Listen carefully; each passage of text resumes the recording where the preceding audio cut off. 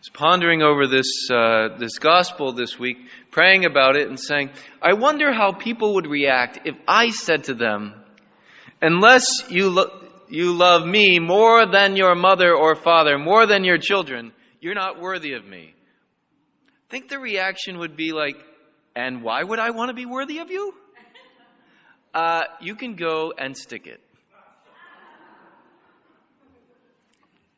And the Lord says this to us today, which means He's saying something very, very important. He's saying He's more than just any other person. He's more than a human person. Because if anyone here were to say that to anyone else, the reaction properly would be, right, okay, have a good day, I'll see you later. But Jesus is showing them, He's saying, I am more important than the law given to you by Moses, who said you are to take care of your mother and father, who said you are to take care of your sons and daughters. And He's saying, I'm more important than them. Who do you make yourself out to be? Well, He makes Himself out to be God.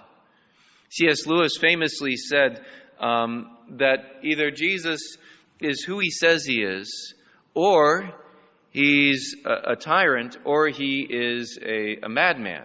Because only a madman would say that He's God, or if He's someone who's a liar and He's trying to get people to follow Him, would He say He's God. But you can't say He's a good man. That's something you can't say about Jesus. He's either a liar, a lunatic, or the Lord. If He's a liar or a lunatic, we can dismiss Him. But you can't say He's a good man. But if He's the Lord, He's saying we have to give Him everything. We have to follow Him. And this is the difference between a fan and a follower. If we're just a fan of Jesus, we think it's great, we come to Mass and, He's got some great things we want to say. And, they might be some good axioms to take into our lives. So we'll take them and try to live those out because it sounds like good advice. That's all well and good, but that's basically saying He's a good man. But He's the Lord. And if He's the Lord, then it means that we have to give Him everything. Those words, whoever loves father or mother, son or daughter, more than me, is not worthy of me. He's laying down the gauntlet. He's putting the line in the sand. Are you going to follow me or not? One of the beautiful things, though, that I've found over the years of following Him is that we don't love the people around us nearly as much as we do when we put Him first. We may love father and mother, son or daughter, or other people around us to some extent.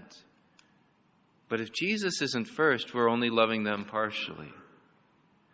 By putting Jesus first, if we love Him first, by that putting things in proper priority, He then allows us to love them even more than we would have without putting Him first. And so He invites us. He says, will you put me first? As the old saying is, that's the way we find joy, right? Joy.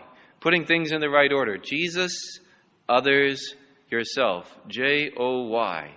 Jesus, others, yourself. By putting Jesus in the proper place, then we find joy. What are the areas of our life where we try to run our lives instead of letting Jesus in? He's saying, I need to be Lord of every part of your life. I tell you, this is difficult because I like to be in control of my life. But very rarely am I in control of my life. Just this past week, I had something else thrown into my life. I don't know if I told you a few weeks ago that I had gotten rid of one of my responsibilities. I am no longer the chairman for the Fraternity of Priests, which is an international organization, and it was a great joy when I got back from the conference in June. I was like, I'm done! Yay! After 6 years on the board, after 4 years being chair, I don't have that responsibility anymore. And then on Wednesday this week, I got a letter from the bishop making me administrator of St. Matthew's in Wyndham, in addition to my other responsibilities. So it's not like I'm leaving St. Patrick's. Just one more thing on my plate. It's like, oh, that's why you did that, God. Okay. And so I'm looking and saying, I'm not in the control of my life that I think I am. And the Lord is saying, will you surrender yourself to me? Will you give your time, your energy over to me? Will you love me more than you love yourself? More than you love the people around you? Whoever does not take up his cross and follow after me is not worthy of me. Are we willing